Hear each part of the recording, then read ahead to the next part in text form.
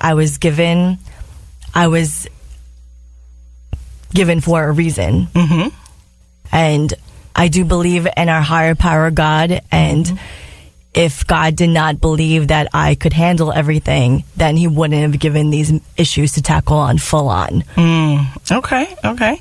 And would you say, were there things that you would have wanted to change at all? Or given your belief system that you feel like everything has happened for a reason and you wouldn't have changed anything in your journey?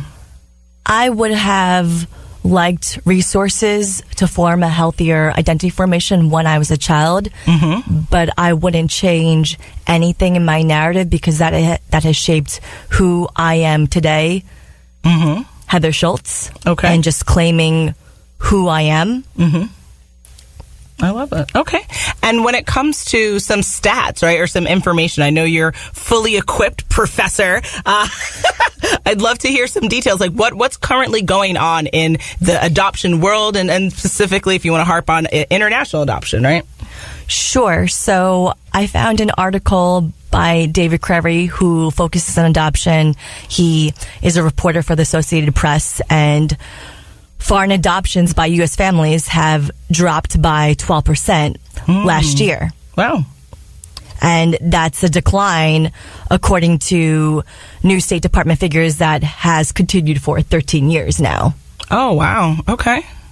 Do you think there's anything, like, what do you think is attributing to that decline? Is it our political climate? Is it international relations? Like, what do you think is contributing to that? So China changing its one-child policy, Russia closing adoptions, and also Chuck Johnson, he's the CEO of the Adoption Council.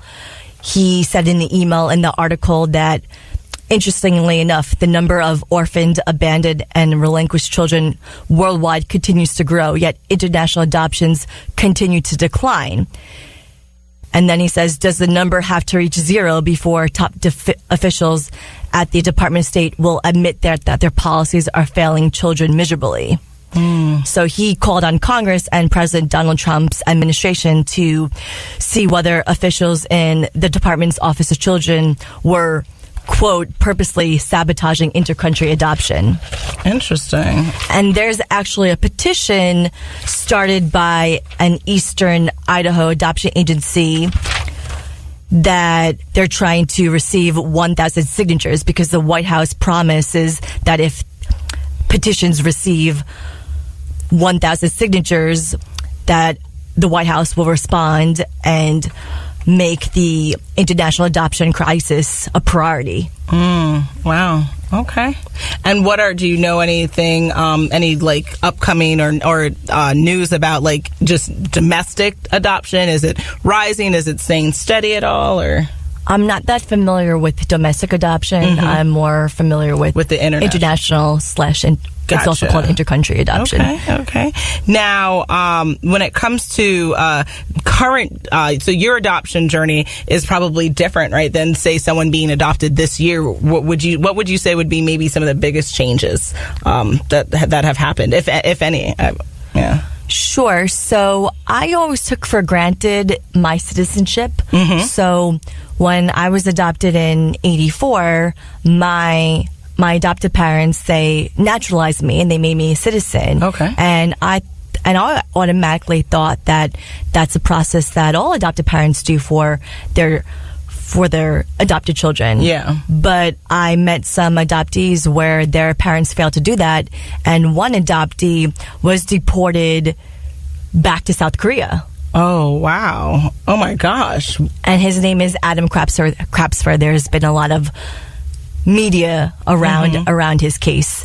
And so there's the Child Citizenship Act of 2000. It protects adoptees who were adopted in 2000 and after, and they automatically have citizenship. So right now, there's an Adoptee Citizenship Act of 2018 that will provide that retroactive U.S. citizenship for adoptees who were adopted before 2000. Oh, wow. Okay. And why do you think when parents are going through this process of adopting their children, wouldn't they be advised to automatically, yet like you're saying, go and just make sure their children are going to be U.S. citizens here? I think it's the responsibility of the adoption agency to let the adoptive parents know that. But for some reason, some adoptive parents fail to do so, and some have. In the case of Adam Krasper, he suffered 2 abusive families. Wow. And so that was on a malicious lens, but there are some adoptees who I know personally where their parents did not make them a citizen, not done maliciously, but just they were lazy. Kind of negligent. Wow. Okay. You are listening to Our Voices on the voice of Nassau Community College, 90.3 WHPC. My name is Natasha Nurse, and my guest today is Professor Heather Schultz.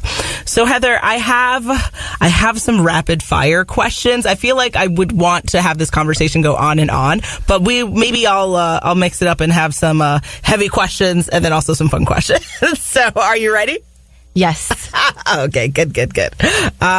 Favorite place in the world? So I've only been internationally to Mexico and South Korea. I visited Jeju Island and Seoul, my birthplace, and Busan in South Korea.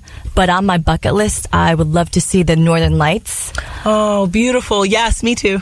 And also walk with the penguins in Patagonia. I can't with you. Okay, Heather. Favorite book ever of all time? My favorite book, The Catcher in the Rye. Ooh, you are heavy. Oh my gosh. Okay, what book are you currently reading? I'm currently reading The Power of Now, A Guide to Spiritual Enlightenment by Eckhart Tolle. Okay. Nice. And what is that book about? It's all about spiritual enlightenment and just being present in the now. Sometimes we're so focused in the past and we beat ourselves up, and then we're too focused on what's going to happen next, and that we forget to be present and live in the now. Gotcha. And it's very difficult to do that in this day and age where everyone's juggling multiple things, but we just need to take a step back and get to our inner peace and be centered. Okay. And just one more adoption question. So do you feel like everyone should consider adoption, or are there certain people in this world who are really, that should be involved in making sure that they adopt and bring diversity into their families and lives?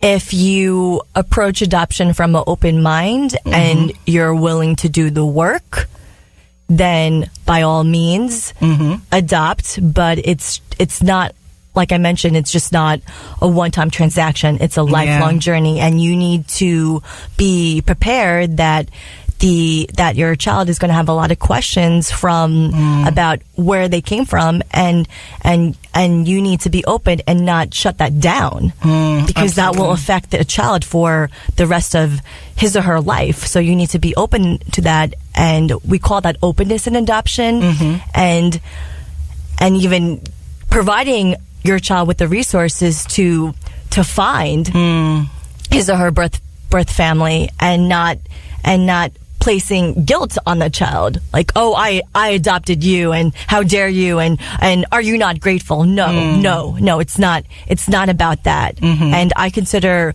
my adopted parents are my parents, and my birth parents are my birth parents. I haven't met them yet, and I am very confident that I will sometime. I don't know when, but when it's in my highest and best interest, it will happen. But do not put any shame on the child. Absolutely, yes. And I think what everyone listening is really what's resonating with me, and hopefully with them as well, is what you're saying is adoption's really not about the parents, right? It's about that child. And so from taking them in to making sure that they're enjoying their lives and that they're dealing with challenges, again, the focus is on the child, and that, as it always should be, right? Whether adopted or born. I think that parenting is not about the parent, but it's always about that child and why why are they here and what are you doing for them? So I think that you're absolutely right. It's about that openness and having good intentions and making sure that, you kind of put your ego down and like step back and figure out, is this right for my kid, right? Adopted or not. Interesting. Okay. How would you describe yourself in 5 words or less? 5 words or less.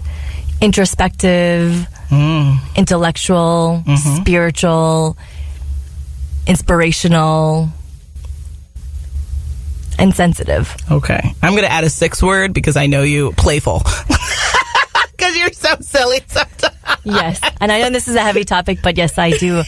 I am playful. And that sensitivity, I think sometimes there's a stigma that being sensitive is a bad thing, but it's not a bad thing at all. Absolutely. And it's important to be sensitive and vulnerable. And I've learned that I'm also writing a memoir, which I didn't share, and I tabled that, but getting back into my adoption journey, now I'm in a healthier space where I can write that. Okay. And one of my good friends told me when I mentioned that I was struggling with writing, he said, it's not about us. It's about sharing our medicine with the world. We are just an instrument. Absolutely. I love that advice. Yeah. Well, tell us a little bit about the memoir. Sure. So I'm writing a memoir that I've written on and off since 2010. I was taking a memoir writing workshop from my mentor, Professor Michelle Marriott, who I met at Baruch in 2007. And to this day, for over a decade now, he's read all my articles, and he's been instrumental in my success in journalism early in my career, up until now, doing communications and adjuncting at Baruch and Fordham. And just, I want to inspire. I know it will have an impact on adoptees and those who dealt with abuse, but it will also have an impact on everybody, because everyone struggles with self-empowerment and their worth and identity. I love it, Heather, and I can't wait to read it. And I'm just so grateful that you shared your story and you were so open with us here. And just thank you for coming to the show today. Thank you for having me, Natasha. Absolutely. Absolutely. Again, I want to thank my amazing guest, Professor Heather Schultz, for visiting today. I hope our audience found you both as informative and as inspiring as I did. My name is Natasha Nurse. I'm the proud host of Our Voices here on 90.3 WHPC. Our show's creative director is Rudy J. Breedy. Visit ncc.edu/WHPC for more information. This is available as a podcast on iTunes, Android Podcast, and on Spreaker. Our Voices is powered by the Nassau Community College Foundation on the voice of Nassau Community College, 90.3 WHPC. Have a great day, and we'll see you soon.